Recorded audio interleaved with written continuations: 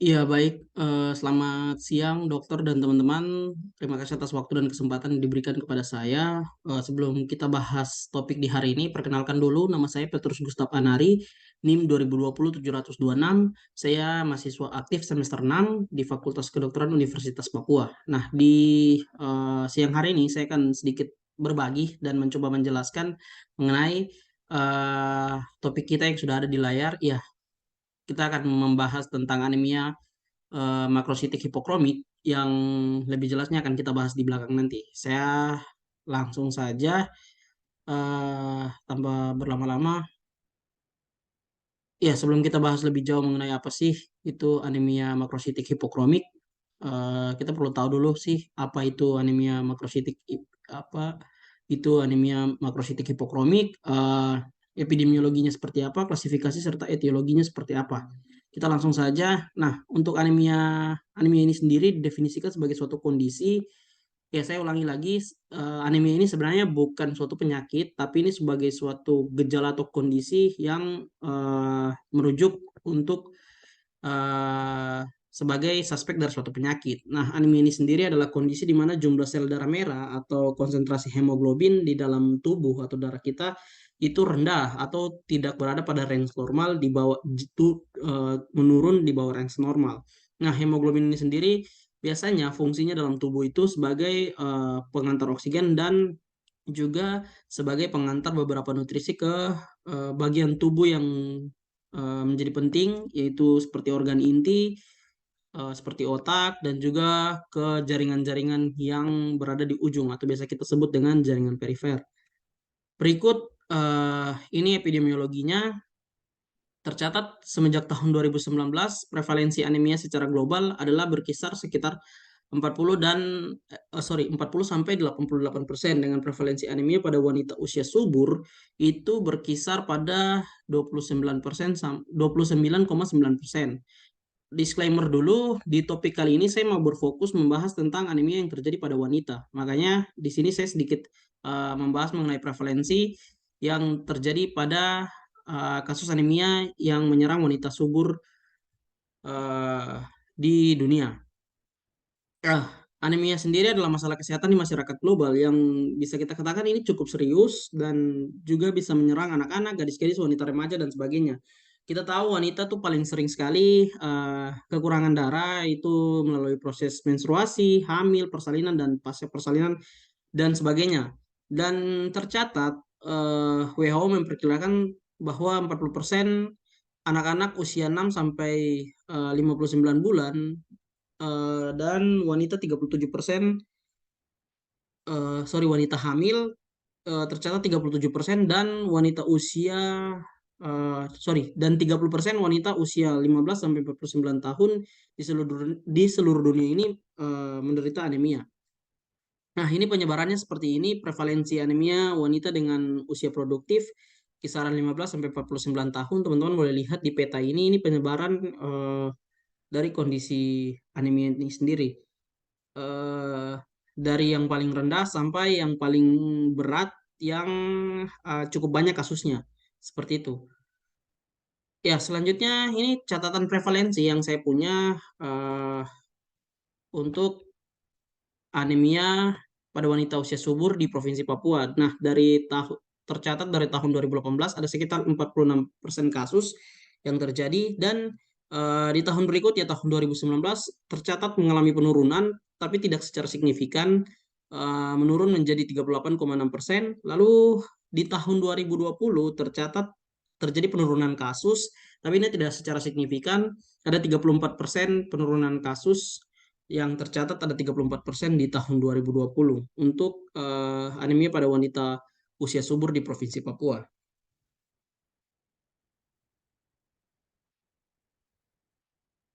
Ya, selanjutnya ini beberapa klasifikasi dari anemia. Ada yang pertama anemia makroskopik atau normositik makrositik. Lalu yang kedua ada anemia mikrositik. Nah, untuk anemia makrositik atau normositik makrositik ini terbagi atas dua, yaitu anemia yang megaloblastik dan anemia pernosiasi. Lalu untuk anemia mikrositik ini sendiri ada anemia defisiensi zat besi atau anemia kekurangan zat besi, dan ya seperti itu. Lalu untuk penyebabnya sendiri di sini berdasarkan WHO penyebab paling umum dari anemia termasuk beberapa kondisi seperti contohnya kekurangan nutrisi, terutama kekurangan zat besi, juga asam folat, vitamin B12, vitamin A, yang dimana ini merupakan eh, suplemen-suplemen yang berfungsi baik untuk membantu bagaimana penyerapan serta pembentukan dari zat besi itu sendiri. Jadi biasanya kebanyakan penyebab dari anemia defisiensi zat besi ini eh, karena gizi, masalah gizi yang tidak cukup, baik itu tidak mengonsumsi makanan-makanan yang mengandung zat besi yang cukup untuk tubuh, dan juga beberapa suplemen seperti contohnya vitamin B12, vitamin A, dan asam folat dan sebagainya. Nah, kita langsung saja masuk bagaimana patofisiologi dari makrositik hipokromik ini sendiri. Nah, untuk makrositik hipokromik sendiri, sebelum kita jauh membahas patofisiologinya, teman-teman perlu tahu bahwa untuk eritrosit sendiri ada yang namanya eritropoietin. Eritropoietin ini sebagai hormon penting dalam pembentukan eritrosit itu sendiri. Eritropoietin ini diproduksi di ginjal, yang dimana ini dirangsang oleh O2 atau oksigen yang cukup yang masuk ke ginjal lalu merangsang produksi eritropoietin ini. Nah, eritropoietin ini yang akan bersama-sama dengan sel induk berdiferensiasi dan akhirnya menjadi eritrosit. Nah, untuk patofisiologinya seperti apa, teman-teman boleh lihat di sini. Ini ada beberapa penyebab yang paling sering menyebabkan terjadinya anemia defisiensi zat besi, mulai dari masalah kronik di sistem pencernaan yaitu usus, lalu peningkatan asam lambung, terus masalah pertumbuhan pada anak, terus orang-orang dengan vegan atau vegetarian, yang dimana ini semua berujung pada eh, gangguan defisiensi zat besi atau gangguan pada zat besi yang ada dalam tubuh. Nah, kita berfokus pada eh,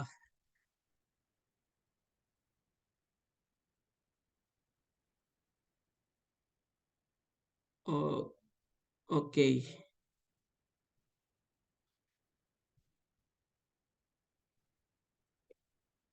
mohon maaf.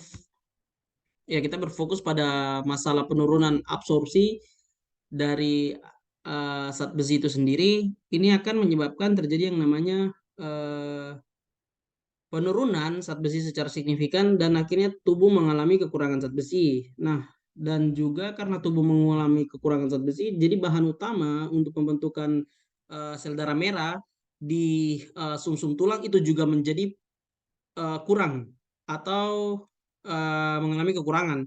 Dan karena hal ini itu akan memicu terjadinya yang pertama kita bisa lihat tentu saja akan menyebabkan gangguan pada sistem saraf pusat. Ya, ini akan menyebabkan gangguan yang membuat terjadi gangguan kebiasaan makan, yaitu yang dimana kita harusnya memakan makanan yang mengandung nutrisi yang baik untuk tubuh, tapi karena kondisi gangguan pada sistem saraf ini akan menyebabkan perubahan kebiasaan, di mana seseorang akan mengalami yang namanya pika. Pika ini sendiri kondisi di mana kita memakan sesuatu yang tidak mempunyai nilai nutrisi atau nilai gizi, seperti contohnya es batu dan sebagainya. Lalu selanjutnya ini akan menyebabkan terjadinya penurunan besi dan juga menyebabkan terjadinya penurunan serum besi. Nah, penurunan serum besi yang signifikan ini menyebabkan terjadinya gangguan pengangkutan besi dan sebagainya. Biasanya eh, kita perlu yang namanya untuk mengetahui lebih jauh anemia defisiensi zat besi ini, kita perlu penting sekali untuk mengecek serum besi dari pasien supaya kita tahu apakah serum besi dalam tubuh pasien tersebut itu cukup atau tidak. Jika mengalami kekurangan dari nilai yang normal, ya bisa kita katakan eh, pasien tersebut mengalami suspek kondisi anemia defisiensi zat besi. Selanjutnya eh, karena dari yang tubuh kekurangan zat besi ini menyebabkan terjadinya gangguan pada sintesa hemoglobin yang menyebabkan terjadinya penurunan hemoglobin. Karena hemoglobin ini sendiri menurun, akhirnya menyebabkan gangguan pada sirkulasi. Karena gangguan pada sirkulasi ini akan eh, mohon maaf, karena gangguan pada hemoglobin ini akan menyebabkan hemoglobin yang ada dalam darah pasien itu mengalami perubahan yang secara signifikan, yaitu bentuknya lebih kecil daripada normal dan juga mengalami perubahan warna, yang dimana ini biasanya kita kita lihat atau kita tentukan dari melihat nilai M, MCV, yaitu biasanya nilainya di bawah normal dan menunjukkan bahwa hemoglobin dalam darah pasien itu berukuran tidak normal atau di bawah, di bentuknya lebih kecil daripada normal. Lalu warnanya juga biasa tampak lebih pucat. Lalu dari sini, dari penurunan secara signifikan hemoglobin ini juga akan berlanjut kepada uh, sirkulasi yang dimana menyebabkan terjadinya penurunan hematokrit, dan juga ini akan menyebabkan terjadinya gangguan pada beberapa sistem lainnya seperti warna kulit dan sebagainya. Ini bisa bisa ditunjukkan dengan gambaran pasien akan tampak pucat, baik itu di konjungtivanya, mata dan sebagainya. Lalu karena kondisi ini akan menyebabkan yang namanya anemia dan akhirnya menyebabkan gangguan pada sirkulasi, menyebabkan terjadinya peningkatan kerja jantung sehingga menyebabkan pasien akan mengalami takikardi, lalu juga akan membuat yang namanya koilonikia. Nah, koilonikia ini sendiri sebenarnya kondisinya tidak diketahui kenapa penyebabnya, tapi kalau yang saya lihat ini bisa terjadi karena akibat dari penurunan laju sirkulasi tadi menyebabkan aliran darah itu difokuskan kepada organ-organ yang inti, contohnya seperti otak, dan akhirnya perifer itu tidak dialiri darah yang cukup dan menyebabkan terjadinya nekrosis yang akhirnya menyebabkan terjadinya sel-sel hipoksia, akhirnya menyebabkan nekrosis. Ya itu yang makanya menyebabkan uh, pada pasien-pasien dengan anemia defisiensi zat besi ini mengalami kuku yang masuk ke dalam atau biasa disebut dengan koilonikia. Ya, selanjutnya di sini ada untuk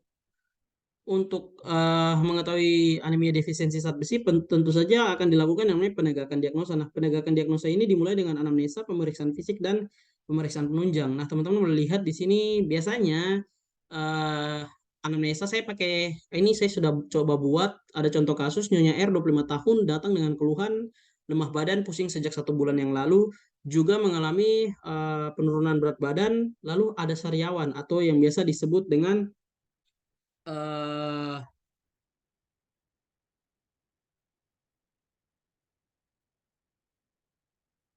ya, sorry, sariawan, dan juga pasien mengalami mudah lelah.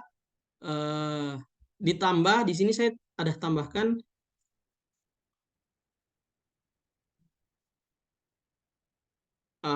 dari kasus ini juga pasien, saya coba tambahkan pasien punya aktivitas sehari-hari yang dilakukan, di mana pasien ini merupakan seorang petani yang bekerja di kebun, lalu biasanya jarang sekali mencuci tangan pada saat mau makan dan juga jarang sekali menggunakan alas kaki, serta ya yang seperti tadi saya bilang aktivitas sehari-harinya berkebun, dan si pasien ini juga kurang dalam mengonsumsi makanan-makanan yang bisa membantu menyediakan jumlah zat besi yang cukup, seperti contohnya kurang sekali mengonsumsi daging-daging merah dan juga makanan dengan nutrisi yang cukup yang mengandung zat besi yang tinggi. Nah, juga sudah saya tambahkan di sini untuk pemeriksaan fisiknya, didapati keadaan pasien tampak sakit sedang dengan kesadaran kompos mentis, tinggi badan 145, berat badan 40 kg, dengan tanda-tanda vital, tekanan darah 110/70, nadi 80, pernafasan 20 kali per menit, dengan suhu 36,5 derajat Celcius. Lalu untuk beberapa tanda-tanda lainnya seperti contohnya pada mata kita akan tampak konjungtiva palpebris pucat, sklera tidak teri, lalu untuk mukosa mulut pucat, dan papila lidah atrofi. juga terdapat stomatitis angularis. Ya, ini yang tadi saya maksud. Mohon maaf, sariawan itu yang mau saya bilang adalah stomatitis angularis. Yang dimana di pasien ini positif, lalu juga jantung paru serta hepar, jantung paru dalam batas normal, lalu terdapat pembesaran lien eh, dan juga mohon maaf, jantung, paru, hepar, lien, dan kelenjar getah bening dalam batas normal. Lalu untuk ekstremitas tampak, tampak pucat, terdapat koilonikia, dan juga tidak ada edem. Nah, untuk hasil pemeriksaan laboratorium seperti ini, teman-teman boleh lihat saja. Nah, yang mau saya jelaskan di sini yang penting untuk dilakukan adalah pemeriksaan penunjang, di mana untuk mengetahui anemia defisiensi zat besi ini penting sekali untuk kita melakukan tes darah lengkap dan juga pengecekan serum besi. Nah, tes darah lengkap di sini yang perlu dicek, ini ada beberapa yang sudah saya masukkan di tabel, seperti contohnya harus dicek hemoglobinnya, MCV, RDW, eh, dan retikulosit. Dengan nilainya sudah saya masukkan juga di sini, teman-teman boleh lihat normalnya seperti apa, lalu dengan kondisi diplesi besi seperti apa, terus defisiensi besi seperti apa, defisiensi besi tanpa anemia seperti apa, dan anemia defisiensi besi seperti apa. Lalu ya ini kita lakukan ferritin blood test atau pengecekan ferritin, di mana ini bertujuan untuk kita melihat apakah uh, ada penurunan signifikan dari serum besi pasien atau tidak. Nah, di sini sudah ada nilai rujukannya, normalnya seperti apa. Kita berfokus karena tadi di awal saya bilang ini kita mau membahas tentang kasus pasien anemia yang terjadi pada wanita. Teman-teman boleh lihat range normal uh, untuk nilai ferritin ini sendiri untuk wanita itu sekitar 10 sampai 150 Ng per ml. Nah, kita balik dulu ke sebelumnya untuk hasil pemeriksaan laboratorium dari kasus yang saya coba bahas ini. Untuk pasien ini ada sekitar eh, untuk nilai serum besinya ada sekitar 8 dan bisa dilihat ini ada penurunan dari pasien tersebut. Lalu selain dari ferritinnya juga perlu kita cek total iron binding capacity atau TIBC yang dimana ini dihitung berdasarkan penjumlahan UIBC dan dijumlahkan dengan serum besi. Ini rumusnya seperti ini dan untuk range normalnya itu di kisaran 250 sampai 450 ya kisarannya seperti itu. Ya, setelah kita dapatkan hasilnya seperti apa, nah itu baru kita lihat apakah ada penurunan. Jika memang ada penurunan, maka bisa kita katakan pasien tersebut eh, masuk ke dalam kondisi anemia defisiensi zat besi dengan pertimbangan-pertimbangan lainnya. Lalu yang berikut, di sini ada beberapa diferensial diagnosa atau diagnosa bandingnya, mulai dari anemia defisiensi besi, anemia pada penyebab pada penyakit kronis, lalu anemia sideroblastik dengan gejala-gejala yang sudah saya bold. Teman-teman boleh lihat yang di bold ini adalah beberapa perbedaan yang bisa didapati. Eh, Lalu ada thalassemia alpha, thalassemia beta, terus ada beberapa kondisi keracunan timbal atau keracunan logam berat dengan beberapa gejala yang sudah saya bold. Ini adalah beberapa gejala yang membedakan satu sama lain dengan hasil pemeriksaannya seperti ini.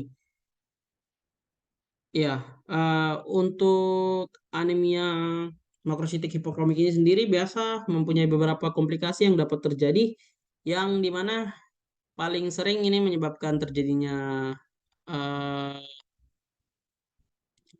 hepatosplenomegali dan juga biasa akan menyebabkan berujung pada kematian. Nah, ini ada beberapa tata laksana farmakologi anemia makrositik hipokromik. Yang pertama yang coba saya bahas di sini untuk anemia defisiensi zat besi, ya perlu untuk kita lakukan terapi kausal. Ini saya coba kaitkan dengan kasus yang tadi saya bahas untuk wanita 25 tahun tadi, di mana kalau dilihat dari aktivitasnya yang berkebun sehari-hari dengan hygiene yang rendah, bisa saja itu juga menunjukkan adanya tanda-tanda bahwa pasien ini bisa saja terinfeksi beberapa parasit, contohnya seperti cacing. Nah, kalau jika memang pada pemeriksaan bisa pemeriksaan teman-teman bisa tambahkan pemeriksaan feses lengkap jika didapati adanya eh, parasit seperti contohnya cacing, contohnya seperti cacing askaris dan sebagainya, maka teman-teman bisa berikan beberapa terapi kausal. Terapi kausal ini tergantung dari penyebabnya dan biasanya cacing itu diberikan albendazole dengan dosis 100 mg 2 kali sehari. Ini cocok sekali untuk kasus tanpa komplikasi yang stabil. Lalu ada beberapa pemberian preparat besi seperti terapi besi per oral. Nah, untuk ini sedianya seperti eh, ferrosus sulfat dengan dosis anjuran 3 kali 200 mg dengan pemberian sulfat venosus 3 kali 200. Ini akan membantu absorpsi besi dalam harian dari pasien tersebut. Terus ada pemberian eh, parenteral. Untuk terapi parenteral ini untuk mengembalikan kadar hemoglobin dan mengisi besi sebesar 500 sampai 1000 mg. Untuk dosisnya sendiri biasanya dalam miligram yaitu eh, dengan penghitungan AB dikali dengan berat badan dikali dengan 2,4 ditambah 5000 per 100, 500 per 1000. Dengan besi parenteral dapat diberikan secara intramuskular dalam eh, intramuskular dalam atau intravena. Untuk sediaannya seperti iron dextrosa komplit yang mengandung 50 mg besi per mililiter eh, dan sebagainya. Lalu juga bisa diberikan pengobatan lain seperti pemberian vitamin C, transfusi darah dan sebagainya. Ini juga dipertimbangkan dengan adanya penyakit jantung, anemia dan ancaman eh, gangguan jantung. Jadi itu penting sekali untuk melihat beberapa kondisi yang bisa saja memicu gangguan lainnya. Jadi sebelum pemberian obat-obat ini perlu juga dicek beberapa kondisi yang mungkin saja ada pada pasien itu. Jadi sebelum pemberian obat ataupun melakukan transfusi dan sebagainya, penting untuk kita mengecek semua kondisi pasien. Lalu ini ada tata laksana pilihan, contohnya seperti melakukan transfusi. Nah, untuk tata laksana non farmako penting sekali untuk melihat gizi. Kalau kita bicara soal anemia defisiensi zat besi, yang penting bagaimana kecukupan gizi. Karena kasus anemia defisiensi zat besi ini paling tinggi terjadi karena kekurangan zat besi itu sendiri. Yang disebabkan karena kekurangan gizi. Jadi penting untuk mengonsumsi makanan tinggi zat besi, contohnya kayak kacang-kacangan, sereal, sayuran berwarna hijau, daging merah, dan sebagainya. Terus juga bisa konsumsi makanan tinggi folat seperti jeruk, jus pisang, kacang-kacangan yang merupakan penghasil folat dan berperan dalam pengembangan sel-sel darah merah. Juga mempertahankan kesehatan tubuh dan sel darah putih gitu. Terus juga bisa konsumsi makanan tinggi vitamin 12 seperti vitamin B12 seperti susu, semua olahan susu, daging dan sebagainya. Yang dimana ini berfungsi untuk membantu tubuh karena biasanya merupakan karbohidrat yang masuk dalam mendukung tubuh untuk memproduksi energi gula dan mengatasi tubuh yang lemah. Juga memiliki peran penting untuk pengaturan sistem saraf dan mengatasi penurunan fungsi otak dan stres. eh Juga konsumsi vitamin C. Kenapa? Karena vitamin C ini sangat baik dalam membantu pencernaan untuk menyerap zat besi itu sendiri. Jadi konsumsi vitamin C itu juga sangat baik ya teman-teman untuk supaya membantu bagaimana proses penyerapan itu berjalan dengan baik supaya zat besi yang diserap itu cukup dan bisa membentuk sel darah merah atau eritrosit untuk memenuhi kecukupan dalam tubuh. Ya, kalau dilihat-lihat secara garis besar untuk prognosa dari kasus anemia defisiensi zat besi biasanya sering menunjukkan perbaikan yang baik jika itu ditangani dengan tepat dan cepat, tergantung dari kasus dan juga jika memang tidak ada komplikasi ya bisa kita katakan jika pasiennya juga mengerti dan tahu bahwa pentingnya untuk penyakitnya itu bisa sembuh dan dokter juga menangani dengan baik ya jarang sekali mencapai kematian. Biasanya kasusnya mempunyai prognosis yang baik yaitu bonang. Demikian yang bisa saya jelaskan. Selamat malam, mohon maaf, selamat siang, dan terima kasih.